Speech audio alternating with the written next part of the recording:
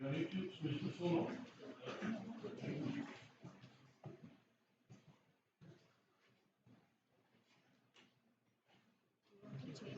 Change the mic.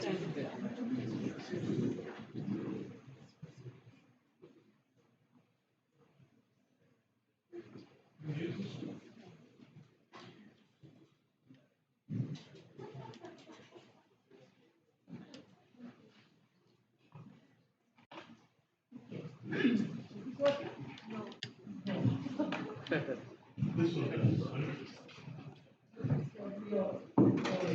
It's going to be okay. It's been claimed by someone.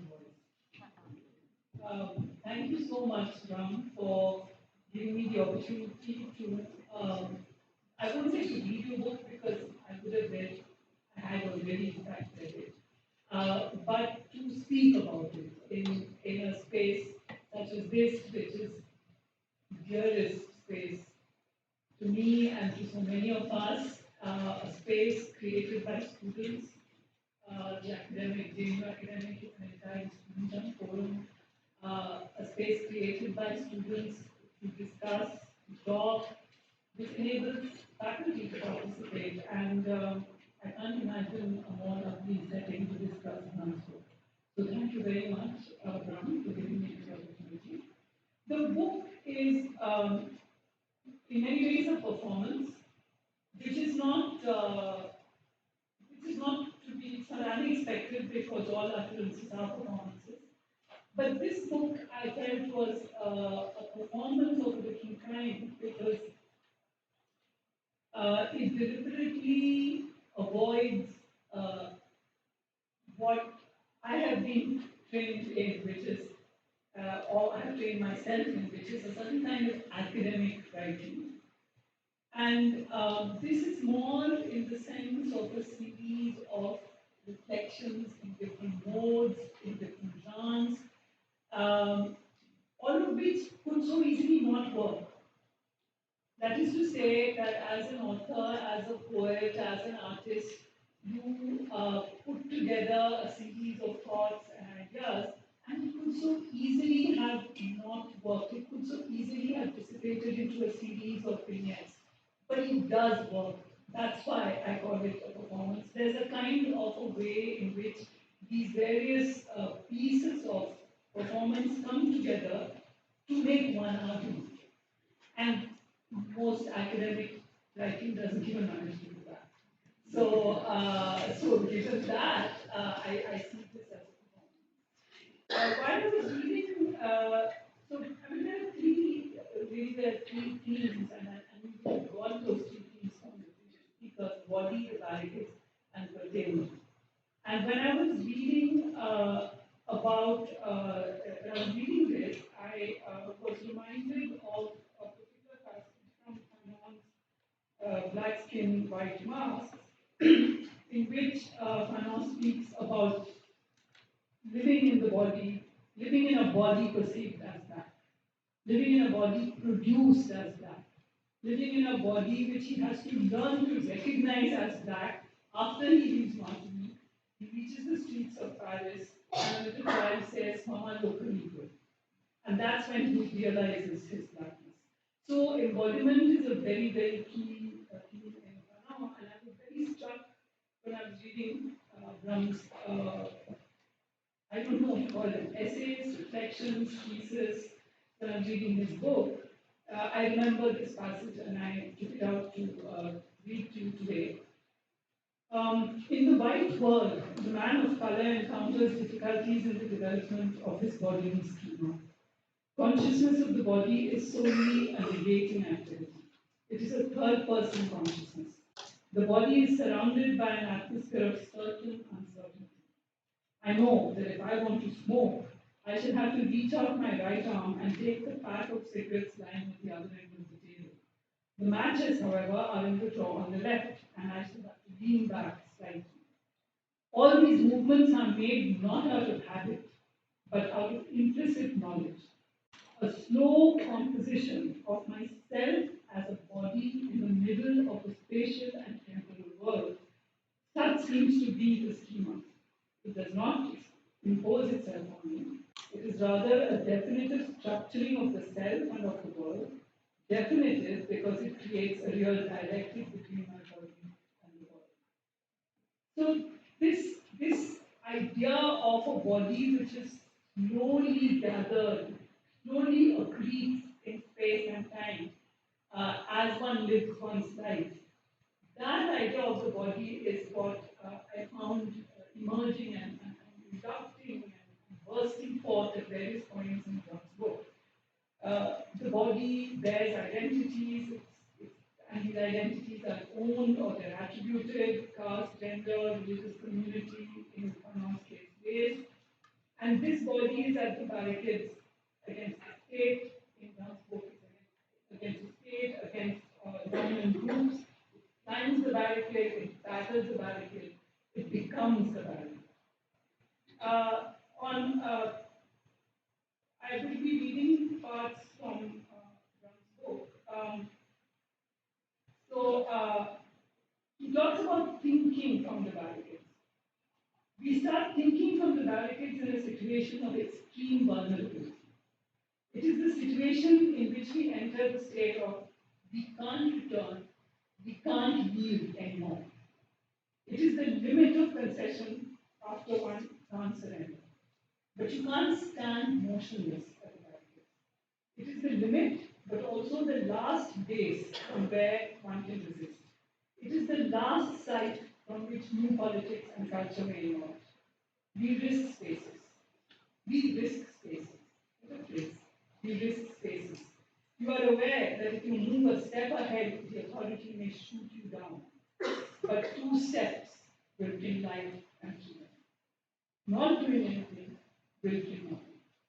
This fear of the end and the temptation for freedom keep changing the axioms of art and life.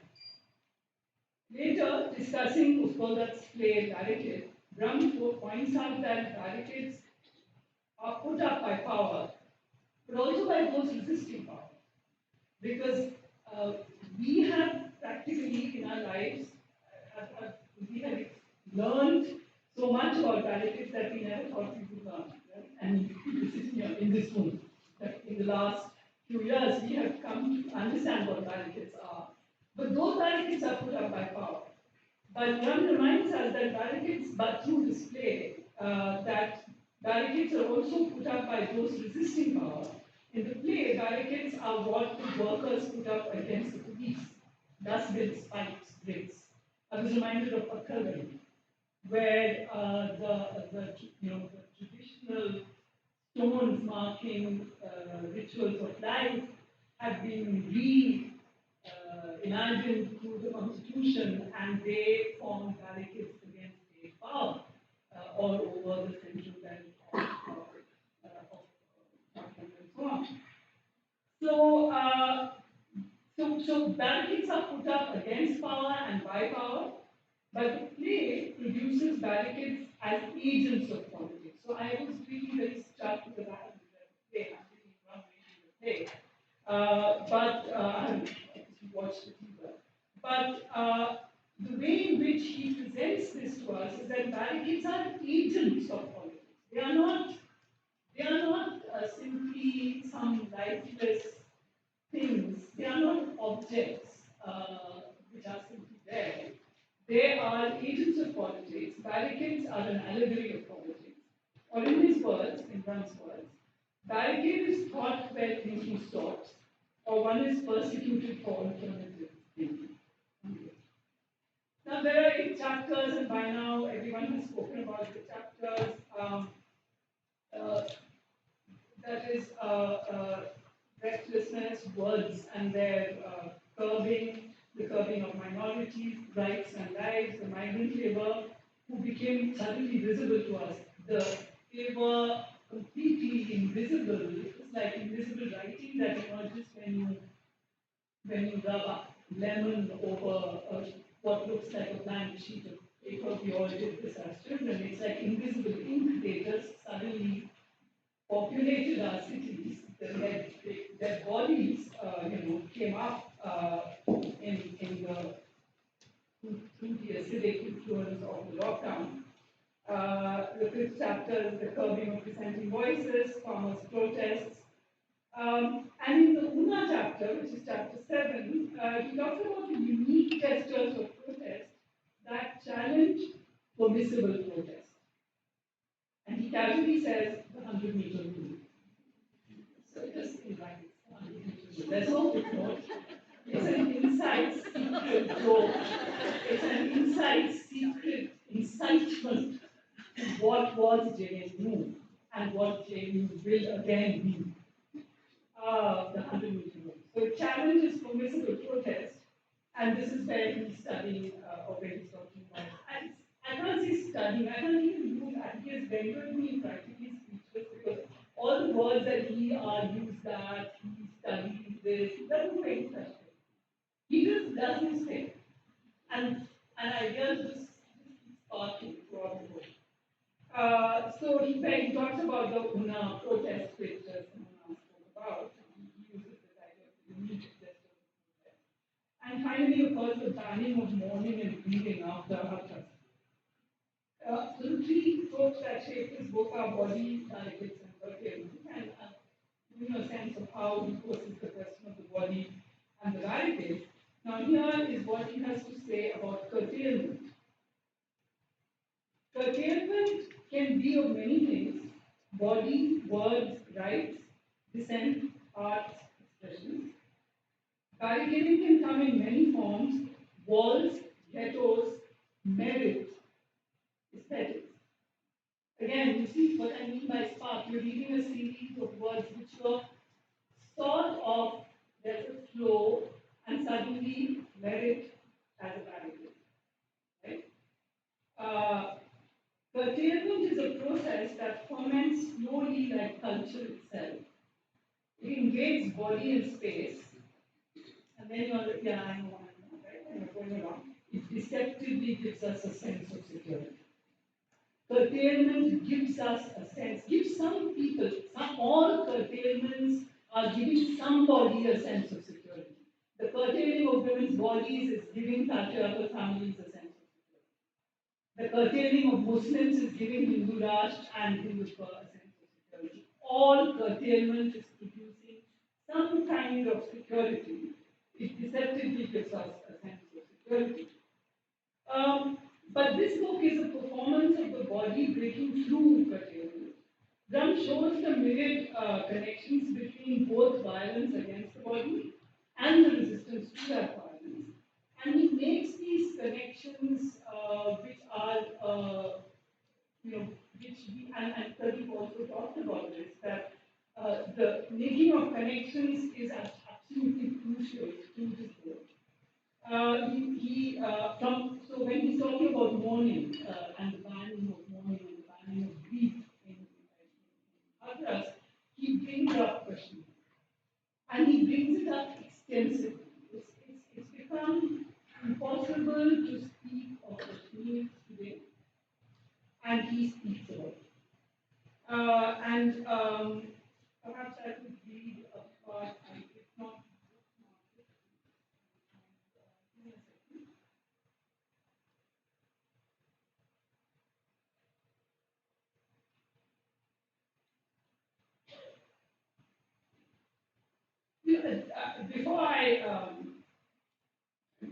As I find it, I came across this lovely quotation of a song,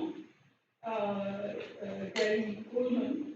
The sky is crying. Can you see the tears go down the streets? I've been looking for my baby, and I've been wondering where can she be. So this is another kind of connection he makes throughout, the connection between African American voices in particular and the voices here of Dalits and Muslims. He talks about how mourning is banned in various contexts, Tajikistan. I'm so sorry, I should have put this mark. Yes, yes. So, this is, he says from Kashmir to Telangana to Delhi and Uttar Pradesh. I know this book inside out. Like, where is that passage? From Kashmir to Telangana to Delhi and Uttar Pradesh, Indian authorities have banned several mourning processions in the past. Of course, course, the people of Kashmir have witnessed this curtailment at an extreme level. Mourning was clamped down in the valley of Kashmir along with the cries for freedom. The body disappeared before the mourning could take place. The family keeps waiting for the dead. The grave keeps waiting for the body. The tombstone of the empty grave of Mahmood Haq, the founder of JKLF, still reads, "This grave waits for me." The mourning that was a passing moment has become a looming grave. It dwells in the valleys and the landscape of Kashmir. It soars like a cloud messenger. It cries with the river and the rain.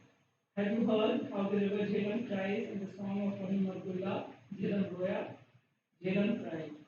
Jhelum cried for the sake of Kashmir. Everyone has died.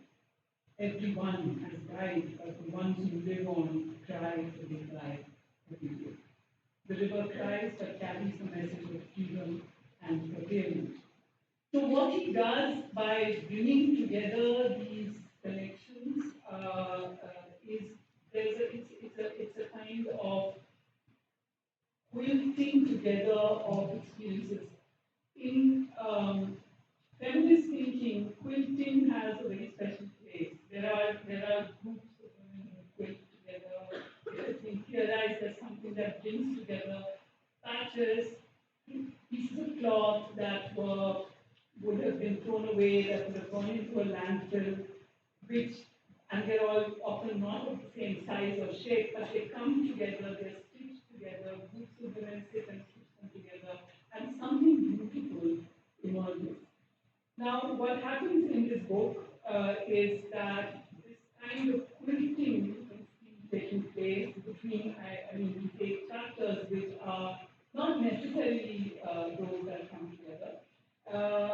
He brings them all together in such a way that you're left with a feeling of, particularly of warmth, because although in a good way, warmth, not in male, not in but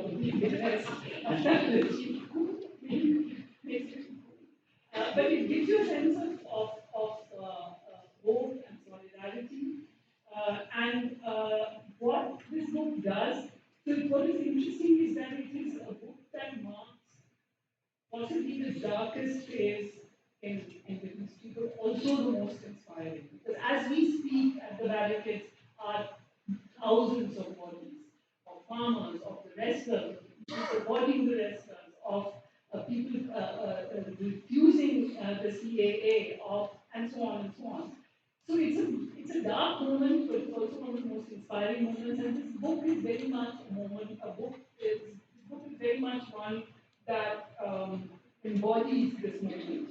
And I want to conclude by in his words from a particular passage. Where the narrator, so this was actually an interesting point that Shomo also pointed out right in the beginning, that there's also a continuous shift in the authorial voice. There's a narrator, there's an I, there's a third person, so that kind of shift also keeps happening. And the narrator is still standing there thinking about the situation, and then he says, authoritarianism hasn't come in a matter of days. It has been building for years. The hatred that we see in the streets has a history. So here I want to just go back to another story about hatred and how hatred is built. And he talks about this in the chapter on hatred of minorities. Will you hate him as you hate me, which is a line from one of the songs poets, near poets. So he talks, so this is a very striking example of how hate is built. All of us who went to school in the cow belt in North India have written more essays on the cow than love letters. Unbroken. The essay would start with Diamond Mata. Writing was an act of abuse. Once you assume that the cow is your mother, the one who eats beef becomes your enemy. Muslims, Christians, and Dalits become your enemy. Subconsciously, the idea seeps into our minds.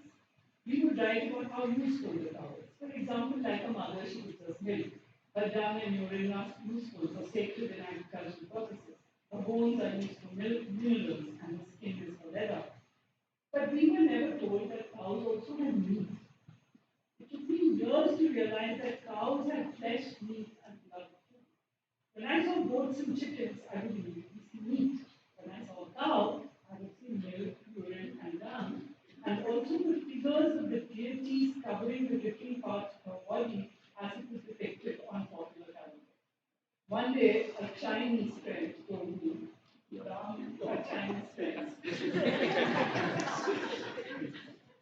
One day, a Chinese friend told me, "Dear, don't mind it, it's all me." How dumb I was. Wasn't it a fantastic and manipulative evasion? So, this is the way in which weight is reduced by what is apparently a biology a sacralized biology lesson. And this is the kind of insight this book is bursting. So, to come back to this, the hatred that authoritarianism hasn't come in a matter of days, it has been building for years. The hatred that we see in streets has a history. Cities and villages too have genealogy. The development model that you felt so proud of displaced millions of Adivasis from their homelands. The religion that you felt so proud of has been done in a slave factory. If you feel relieved now, you think this is the end. Your security, your universities, and your freedom of expression were exceptions to the rule. But the problem with authoritarianism is that it doesn't stop. It wants to capture everything, it wants to take everything down. When it was for others, you thought it was insignificant. When it comes to you, you think this is the end. The narrator is still standing there, laughing on this end. He knows no one will accept this end. He's not giving any importance to them. He's just sharing the pragmatism of life. And what is this pragmatism? Life and art don't end this way.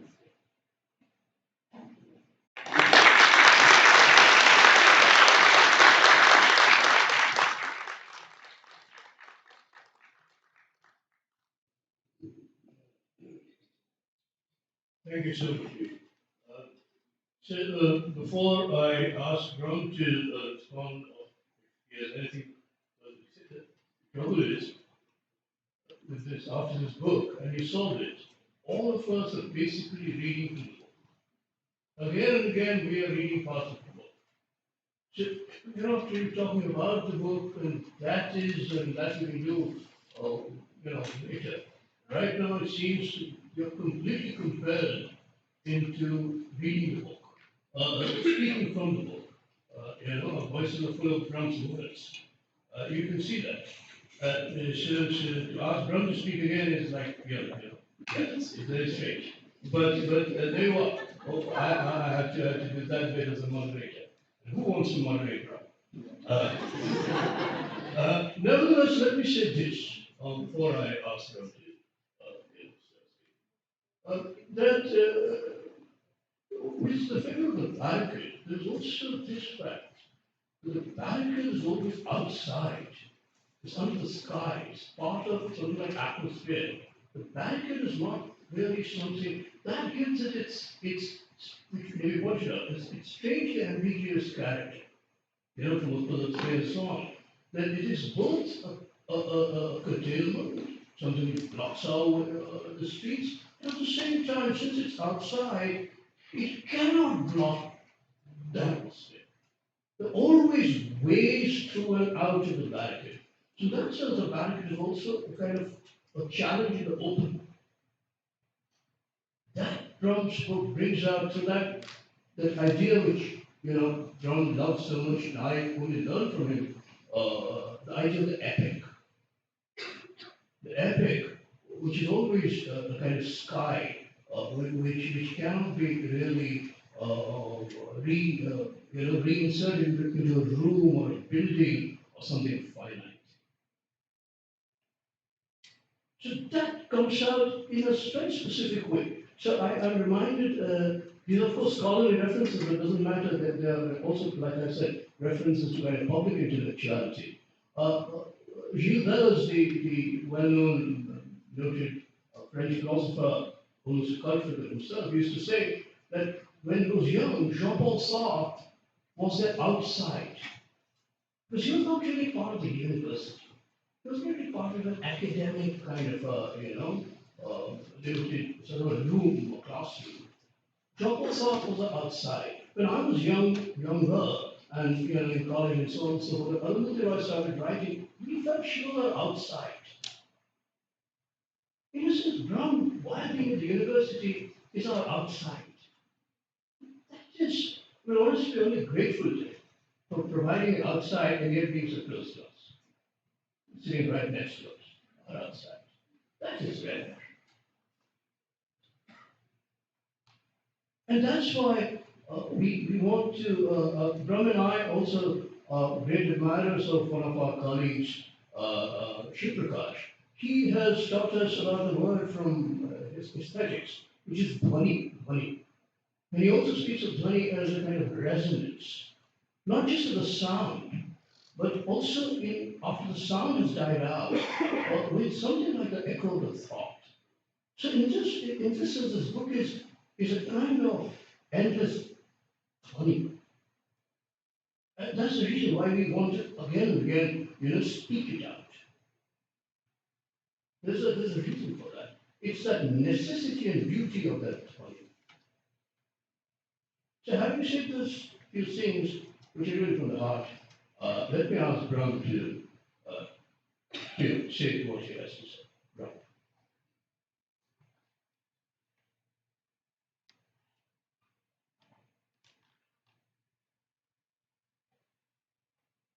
Yes, I'm quite overwhelmed with all the remarks because I was really afraid from morning that if there is a question that is coming, how I'm going to answer.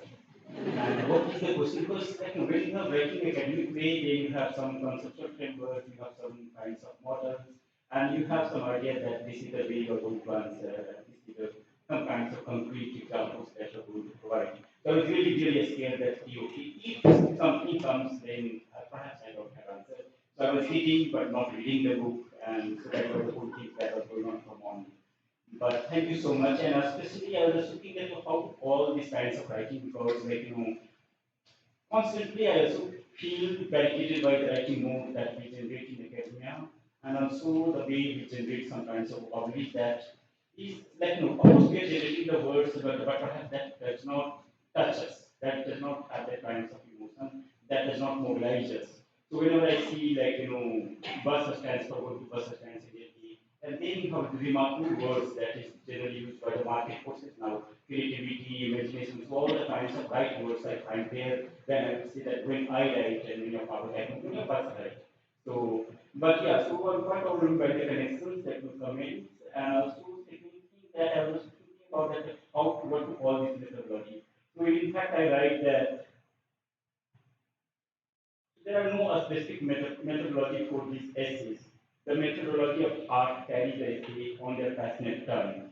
And that was the name that I was giving, but again, I don't think that was the right term. Right term. But now with the Navy's comment that quilting together, quilting is a term I really love, and also when I remember reading Bell Hooks, then Bell Hooks also constantly marked these kinds of terms. She's also bringing from her own family genealogy. And then I think, yeah, so something that I'm getting in new directions. And every time I participate in book discussion, then I think many times you are writing from a specific perspective, from a specific mode. But the beauty of this kind of discussion that it also reveals the text in a new way for you. You're going to read. So many times when I go back to the discussion, then I read my book that, oh, I have written this. Okay, so this is the connection that I was trying to make. So yes, thank you so much for this connection, making all these comments. And Simon also made a lot of connections about the writing. There's something that is part academics but not also academics, it's poetry but not poetry, it is art but not art, it is theatre but not theatre. So it's becoming also for me it's also becoming a challenge that how I'm going to delve into this kind of that writing that I'm doing. So I was really scared when I was doing this writing, and but again I was getting some kinds of feedback, and we have many of our friends here who were part of this journey. And so this journey has started with the COVID time, height of the COVID time. So everyone was part of we were trying to hide, and then few of us started walking. And then so I have friends here, so we will call we say COVID club. Now we are COVID club and we are walking. And so we have Nupuri here, and many of my friends Namita were there. And then I started that day giving me some feedback, comments, and this whole journey has started in this way. Uday is there, Uday also reads some of the chapters, and he has given me some remarks, some comments, and that really helped me draft the chapter in a new way and make some kinds of connection. Also, when I was writing for the newspaper, then you write immediately. It's like no script theater that you immediately have to reply. But the problem with this kind of writing that it also immediately disappears. So if you're writing that kind of response to the major challenge when I was revising the whole thing, then I was facing that how to make it durable. How that I'm not just writing about COVID. So it is not about COVID that I'm writing about the kind of like some kinds of condition. COVID was a condition in which like I was thinking about that, how much we were pushed to. So that was the whole scenario, and so I don't think we have questions and comments, but I think because many of you have not yet read the book, so please start like me, one chapter, two chapter. If you don't like, just stop. But yeah, please, yeah, you Please can just don't presume I have to speak. yeah. So I'm sorry to intervene, but I have not yet without finished. impacting the text. I have not yet finished. Sorry, I have not yet finished. Please don't presume. No? Yeah. There might be questions. Yeah.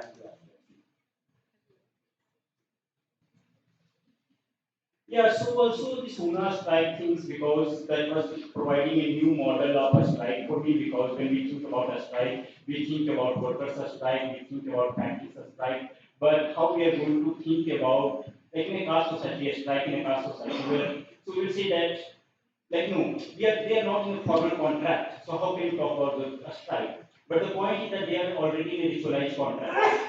You have already you assume that kinds of contract that is more than official, that's more than that you can think even in very corporate kinds of sectors. So then that also became part of this chapter. And this has been a journey, but again quite interesting journey, but also journey that was a risky journey in that sense. So yeah, so I would just like to thank everyone to be part of this discussion, and I would also like to thank Network for bringing this book because, like, no, I submitted this book. Interesting journeys about that. I submitted the book to three publishers, and comments I will get that but this is what is this? This is like no fiction. This is not fiction. So also you have to mind the language. Language is very provocative, like so. So that's also my do, and then you will think about this. All this journey has been quite interesting. And so thank you so much for coming here. And also if you have any questions, comment, I would like to invite you to questions. Yeah.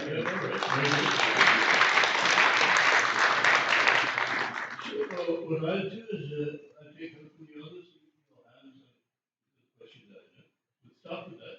Before that, there's one thing that the social media context of where this book has emerged. I mean, I've been reading drums of writing for also a very interesting point that social media and the barricade. Social media is sort of the opposite of the barricade. At the same time, social media is a kind of strange combination of endless productivity and endless blockage.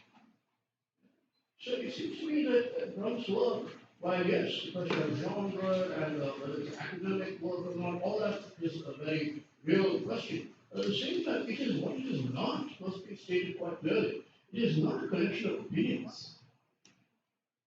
It is something far deeper and far more, well, he uses his own words, which is a sort of slow composition. Just like thought is. Thought is slow. Right? It composes itself and shatters itself all the time. So it's not really opinion, however fabulous the opinion might be. In that sense, to me, it seems to be a book of therapy for the social media, well, coming to a large measure from writing from the social media. I wanted to say that. So now we can have the first question or point, and then we can do it out. Yes.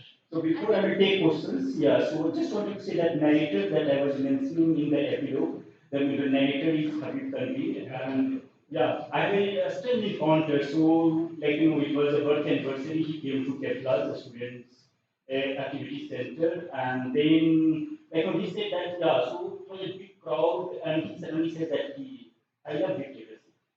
And it was silent, and then we just went as young students, and so all the comments in the hall were that oh my god, he was alive, he's now completely doing something nonsense. So all the comments, and after that, so I can do my theater. And that was his response. So and that was the kind of reply, that positive kind of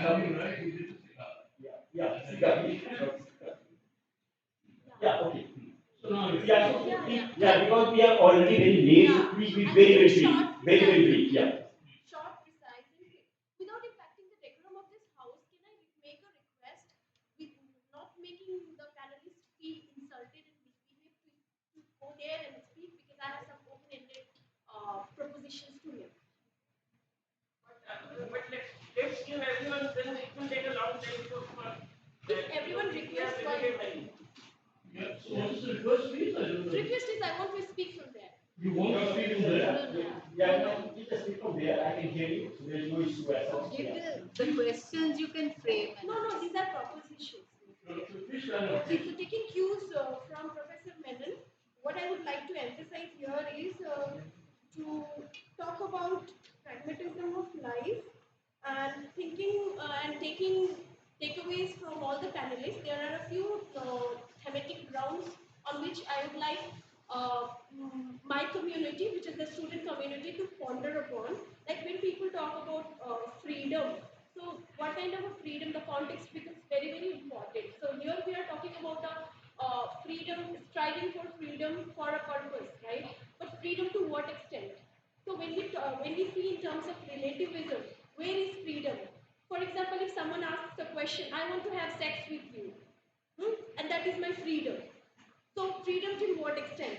To the radical revolutionaries, I would like to call this question of freedom.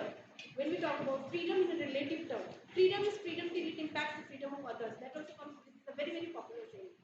Another point that I would like to make is when we talk about caste, the idea is to look about the social variables. It's very much selective and filterative to talk about just one factor. So along with caste, class becomes a factor, gender becomes a factor, and this whole idea of intersectionality comes into the picture. So this reminds me of this very, I don't know who is the author, maybe who was, but it was recalled in some previous conference by Professor uh,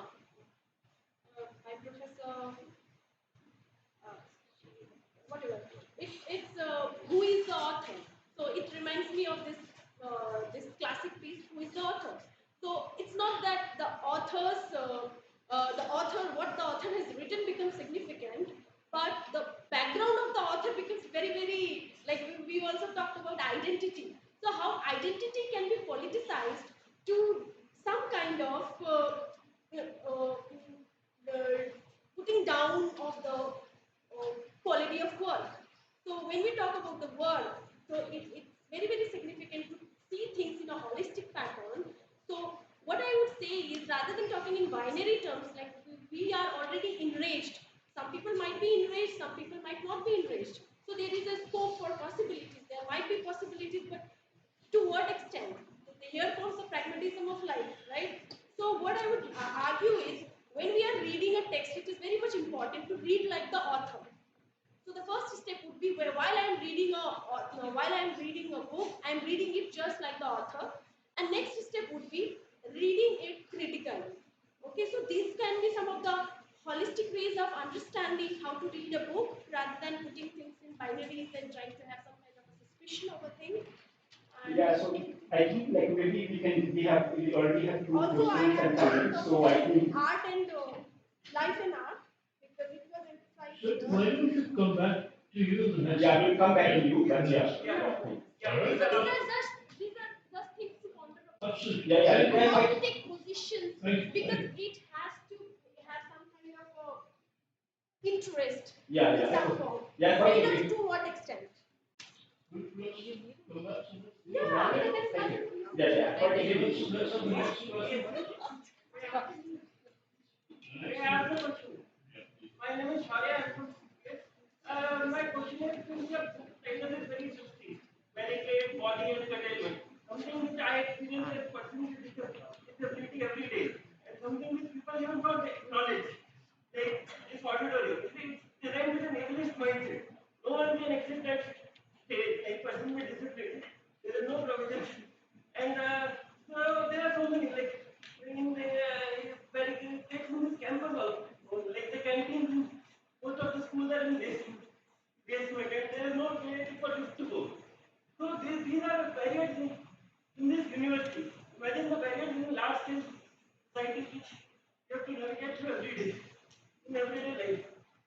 mention this in your book?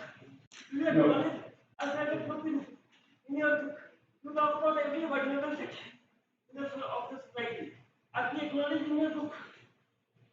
Yeah, so I'm really sorry, and I know that we already had made this request, and in fact I talked to my caretaker of the school that if this whole things become more accessible for all the people who are facing these kinds of various kinds of challenge. I don't know because we are still in the process of getting some kinds of support from the university. So I really apologize on the behalf of the department also, from my side also, and I'm really concerned about many of the students who are facing this issue. So yeah, whatever you are saying, I quite agree with your comments and Do you acknowledge this in your book? Do you Yeah. acknowledge as a group in your book that percentage disability of this struggles of barricades like you acknowledge every group that potentially faces barricades. But are we present in your book? Yes, so I think I have not directly discussed this in my book, but when I'm talking about suffocating, when I'm talking about barriers, when I'm talking about different communities who are facing these kinds of barricades, so not necessarily I'm talking about one community or other communities, and that way I will say that maybe not directly but indirectly I'm very much concerned, very much sensible about that issue that you are raising, and I can only say sorry if it is not working in the university if we don't have that kind of space. No, but that is not even acknowledged anywhere, in any talk, in any discussion, in any professor, mindset also who talk about inclusivity. That these are the challenges. There is no outreach also. That you show outreach for every other minority. We are left to our own margin. I'm really sorry. No, I'm really sorry too. I'm really sorry, and I really apologize. And that was not the right thing. That I was that was not my focus. But I quite agree with you that many times we have not paid enough attention to the issue that you're bringing here. And I really apologize. I'm really sorry for that. And that is what I can say. Really sorry, but I really apologize for the problem that you have faced today, and you have been facing constantly in this university. Can we have any more points, comments, questions?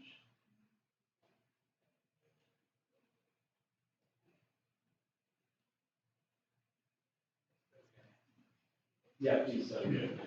Actually, sir, I really like I think the one thing that you make some sir mentioned is the narrator who makes people laugh and the story. And as I told you in person also, how there is a involvement of dark humor in your vocabulary. Like you get suddenly you don't leave yourself, you can target yourself in your book. That how you are being living this club life inside campus as professor, but then how the people, the marginalization, if they are going to marry, what kind of things they face and when you ask them. Tell me about that. How do you use that dark humor? So see, I'm not the kind of I'm not a cinema movie maker or that way. I will also not say that I am doing some screenwriting and I have some methodology about that. So yeah, you're right that I give one example of sanitation workers in the university, and I was really talking to him because it was height of the COVID, he was getting married, and I was very much concerned that okay, oh my God, you should postpone this marriage, and he said. Constantly, not necessarily he was commenting on me. He said, "Sir, आप लोग double marks कैसे पढ़ते हैं?" And was not directly commenting on me. But when I was writing, then I made that a kind of association where he's asking that sir, how to manage double marks? And then I'm saying that how commenting on our own identity, our own position, and many times privileges that we can talk about. So that has, but again, that is also a structure of the book where many times I come as a person who has some exposure, but again, you have many communities, many people who may not have that kind of exposure. Yeah, so that has been the issue. Yeah, sorry. Yeah, please. Firstly, I find it very interesting that you use the word body instead of bodies on the barricade. So, is it implied then that there is an understanding of a homogeneous body, like a collective body rather, but also saying that barricades become the site of the collective, become the common, sharing commonality in that sense. So, barricade is the site of producing the body. But while acknowledging that there are multiple bodies, plurality of bodies, acknowledging the differences, but also something that produces resistance in the collective. So there's production of the body, but also acknowledgement of different bodies inside the society.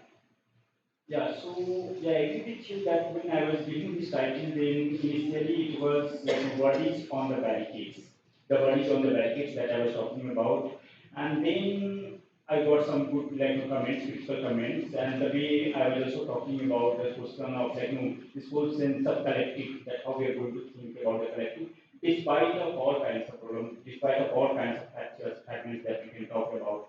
So when I'm talking about especially body on the barricades, I'm talking about collective, I'm talking about some kinds of assembly, some kinds of like gathering. They are coming together and becoming not necessarily, I would say, in sense of that they are not bodies, they are also bodies. But again, they are making some kinds of utterances, they are making some kinds of claim that mobilize our politics. And that way, so when I'm using the term body, it does not mean that it is necessarily negating the idea of the body. For that matter, it is alliances of the bodies that make a body here.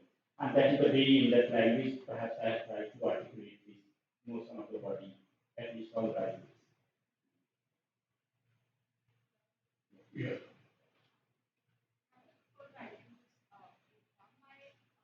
Question to you is that the body and the barricades, they both together seem together the iconography. They sort of highlight an index of inconsumability of our times. Wherein, what do you have to say when certain bodies themselves become barricades for other bodies? That. And another thing is that I really wanted to thank you and the publisher for not making the price of the book a barricade.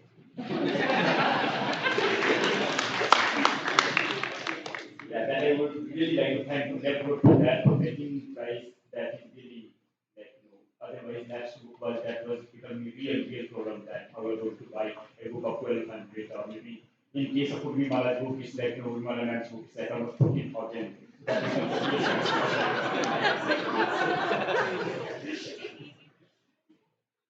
Yeah, so I would like to just read one part where, like, I'm talking about birthday barricades, maybe perhaps in a different way, because when, at least in India, when we are thinking about the notion of the barricade, we are thinking in terms of curtailment, in terms of certain kinds of. But I also like the whole history. If you are reading the revolutionary history in Europe, then barricades have a very positive history, and that I have also talked about. But again, you have a wonderful book by Hazan, and he will talk about, like, I think the name of the book is Barricades, where he's talking about how the new city, like, new urban planning and city spaces have quite made the impossibility of creating that kind of, like, radical idea of the barricade, and that becomes a problem.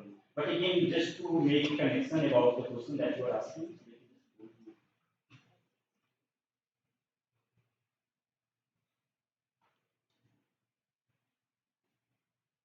I know you are getting late, so let's try to finish as soon as possible. Yeah, so barricade has a strange history. It is an object that people created on the streets to defend themselves against armies, but today it is turned against them. It has become an instrument in the hand of the police and armies to curtail movement.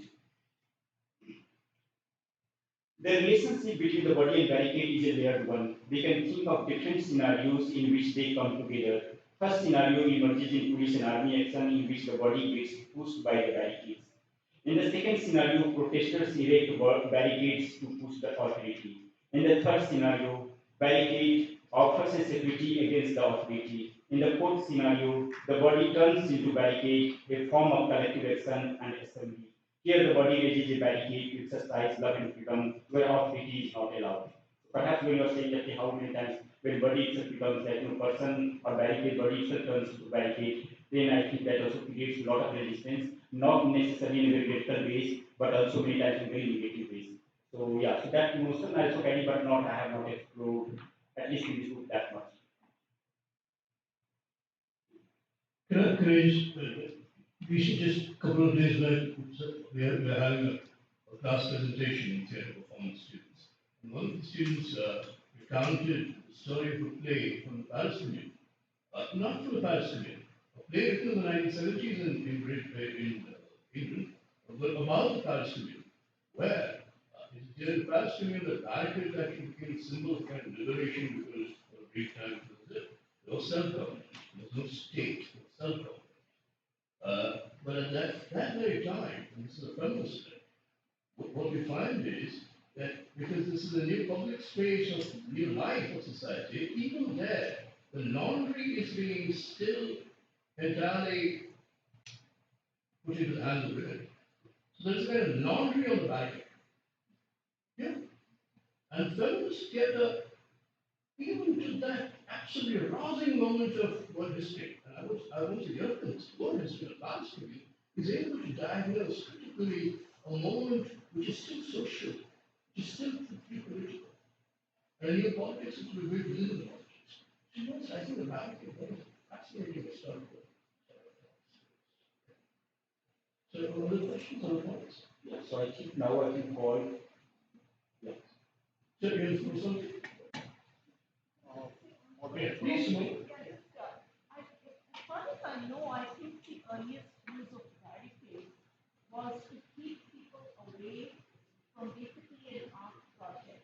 This came to my mind. I'm not 100% sure, but that's what I remember that this was somebody who used to make airborne balloons, and they were having an exhibition of these balloons. And that was apparently the first use of these barrels. The word comes from barrels to keep the audience away from the art, call it the art of this. It was interesting that you just mentioned that. Yeah, sorry. Any other? Following from the discussion about around the book, actually I haven't read the book, but from what I get, it's a critique of the second order political structure that is state. Now, borrowing from one of the previous lectures, previous talks given by Professor Somitra Chaudhary. So there is this discontinuous connection of the second order political structure with the first order.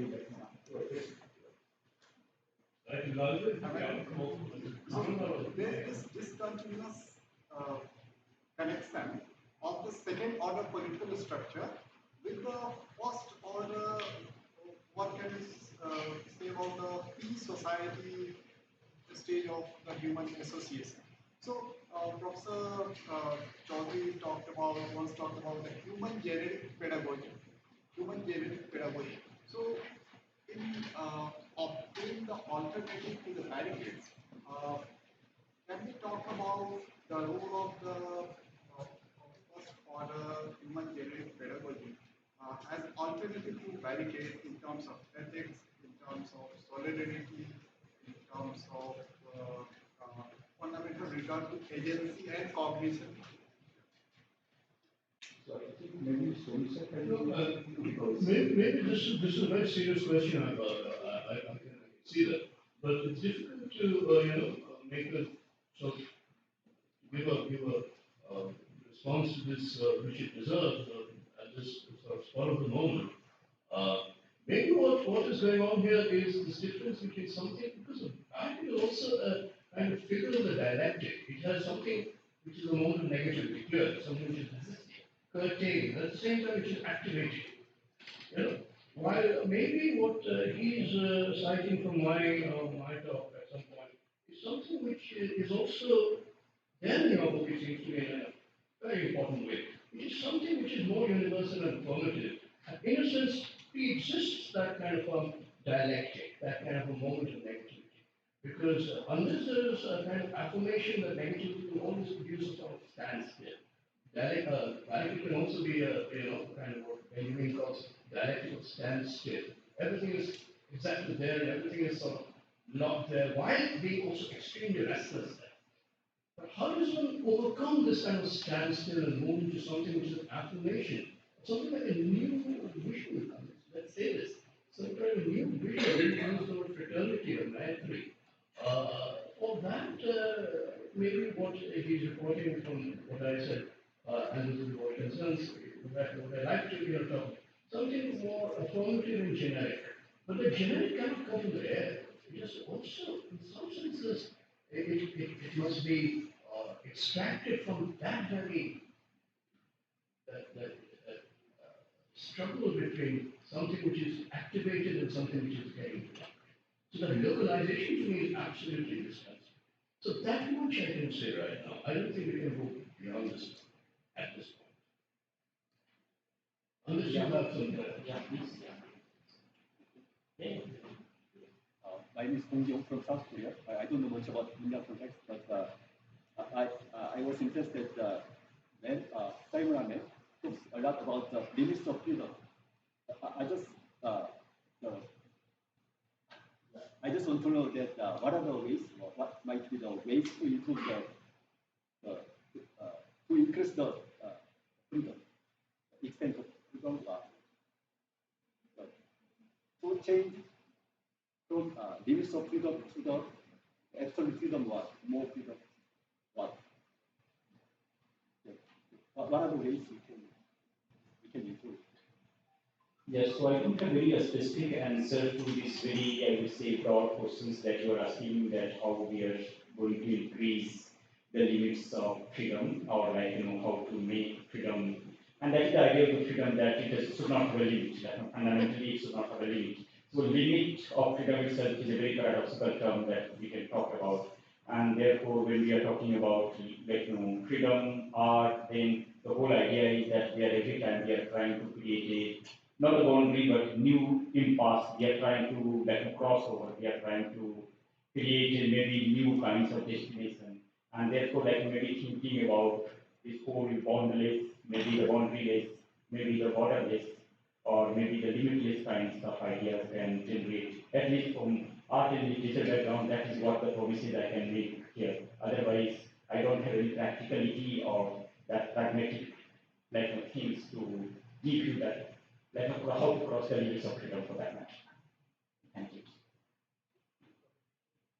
So I think we are a bit late now because there are people who are helping us do all this and we have to also. Yeah, that's their work. Still, Ram, you want to say something at the end? Yes, no, nothing. I just want to thank everyone, especially our students who came here, and they were really excited about the book and without even reading the book. So that was really also giving me a lot of excitement. And they are friends, colleagues, and especially I would like to thank this assent here, Pradeep, Somu sir, Nivedita, and Simona. So they have really made me to. I'm going to read my book again. Yeah.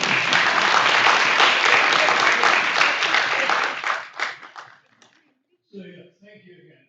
As a moderator, probably that we close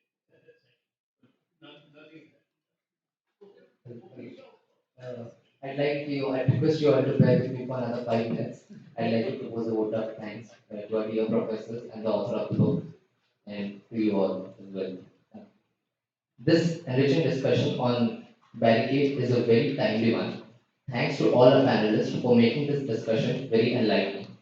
Congratulations and sincere thanks to the author of the book, Dr. Brahma Prakash. The various comments put forth by Professor Nivedita Menon, Professor Simona Soni, and Dr. Pradeep Shinde reflect the relevance of this book now and in the times to come. We are extremely grateful to Dr. Shonibrata Chaudhary, our chair for the session. We are also thankful to Leftfoot for the sponsorship and Atika Singh, whose beautiful artwork was allowed to be used as the background for the poster. We once again thank all the panelists, the author, and our audience who may have considered to donate at some point as the discussions progress. JNU Academic is hosting another event tomorrow from 4 to 6 p.m. It's a book by Manoj Mehta titled Caste Pride. We hope to see you all tomorrow. Please go ahead and have a chai and samosas. Thank you.